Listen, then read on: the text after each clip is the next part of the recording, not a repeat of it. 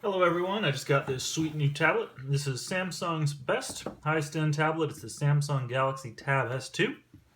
Comes in two different sizes. I got the 8-inch, also comes in a 9.7-inch.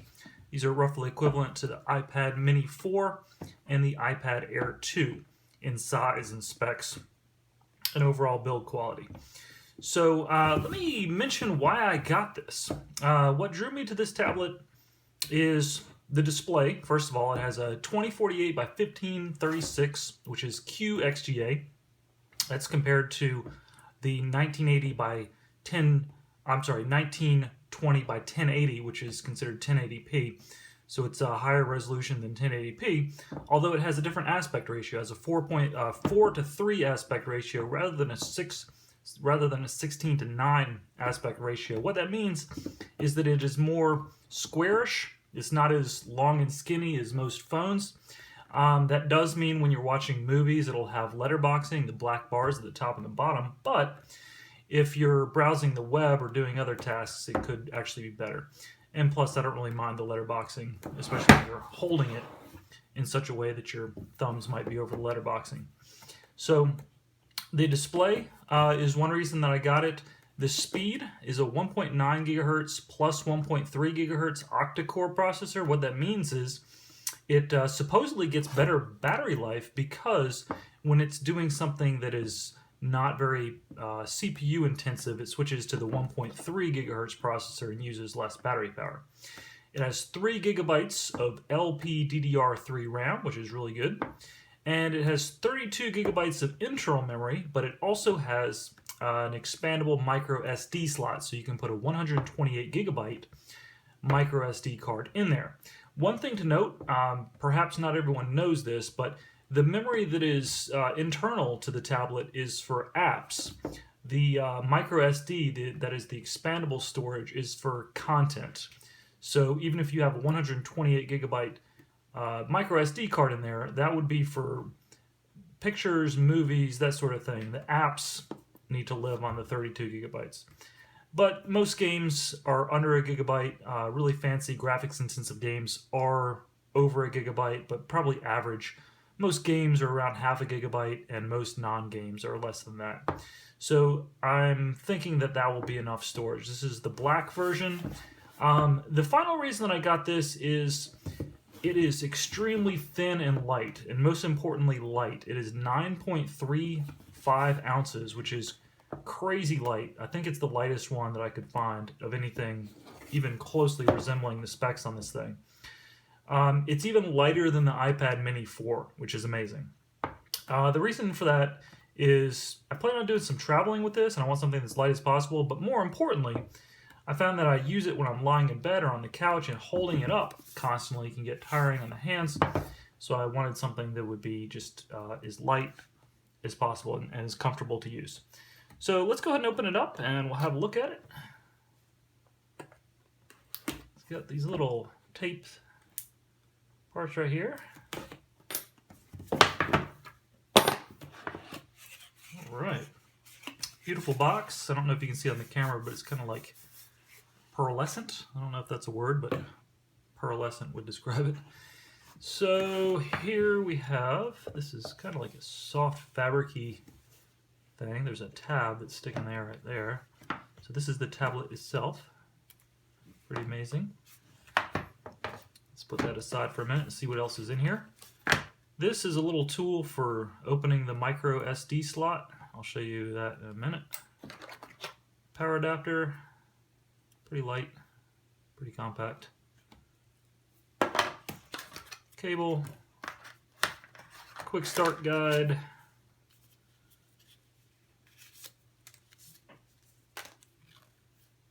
promotional material, warranty, certificate. See if there's anything else in there. Any other surprises? Other surprises. Okay, so let me put that there and we'll have a look at the tablet. So let's see how we open it. This is taped shut. Alright. I might actually keep this outer thing, just use this as a kind of a case if I put it in my backpack. That's the back. The front. The front doesn't actually have any kind of static cling stuff on there. I expected that to have that. So it is very nice. This is, we will do the peel, the inaugural plastic peel that feels so good. It sounds so good. Peel it right off of there. Alright, so the back is, it's actually, and I like this, it's not perfectly smooth. It's kind of like a rubbery feeling. It actually feels like a very solid rubber, which is good because I don't want to use a case with it and I don't want it slipping out of my hands as easily. So there it is. There's a power button. There's the camera. I think the camera has a little plastic thing. Let's see if we can peel that off. Yeah, gotta get that. Get the peel on here.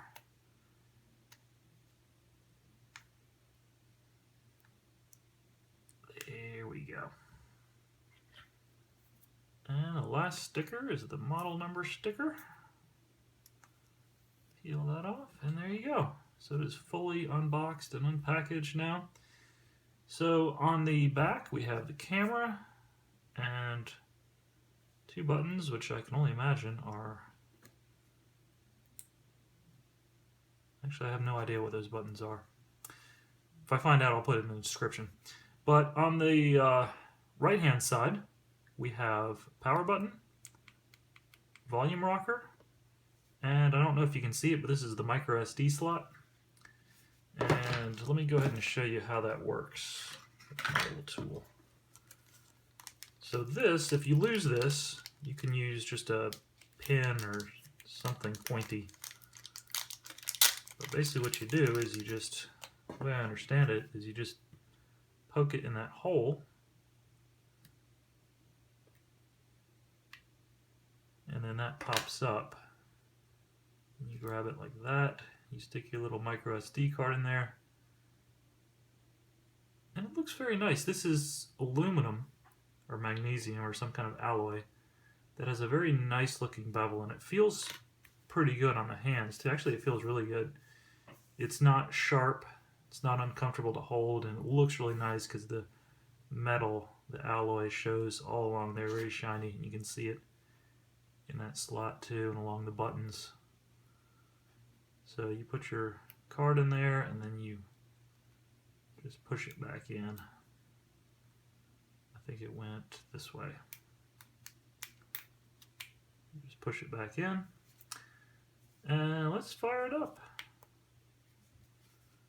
Guess you hold down the power button.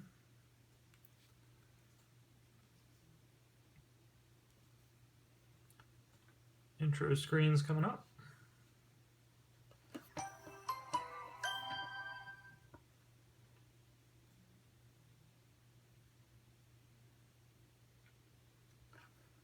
We'll select English, United States.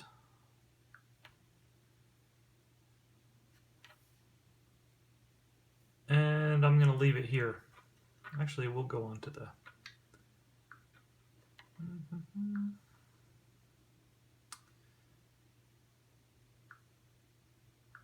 Let's see if I can skip these just to get to the home page and see what apps are loaded by default. So I'm going to skip all this.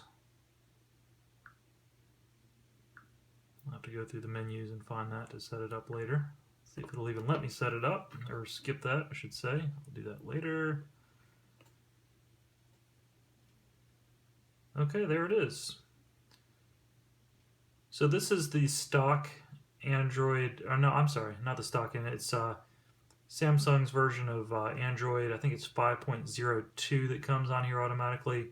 The current one as of right now is, I think, 5.1.1 or something like that. So I'm going to update the Android to the latest 5.1 or whatever it is. So here it is. It is very nice. It is a beautiful display. As you can tell, it's extremely high resolution. I don't see any issues with it. Viewing angles, of course, are amazing. Colors are amazing. And that's it. So I'm going to put some links down below. You might need to click to expand the description, but I'm going to put links so you can see the price and the full specs of this down below, both the 8-inch version and the 9.7-inch version. And I'll also put some links for the iPad equivalents. Like I said, this is roughly equivalent to the iPad Mini 4. You can see how thin it is. I believe it's actually thinner than the iPad Mini, but super thin and lightweight. And another reason that I got it is that Android, unlike iOS, supports not only keyboards but also a mouse. So you can get a Bluetooth keyboard that's inexpensive and about 6 ounces. You can use that, and you can use a Bluetooth mouse, which you cannot use with Apple iOS devices. So I could combine this, which is 9.35 ounces, along with a Bluetooth keyboard, which is about 6 ounces, and a Bluetooth mouse, which is about 3 ounces. And for right around £1, I can have almost the equivalent of a little laptop, especially if I were to use GoToMyPC and remote into a home computer. I could, use my home computer with a keyboard and mouse and get some serious work done. So I'm going to put those links down below. Check them out. Check for prices, and if you're interested in getting one of these, you can find those links below. Thanks for watching.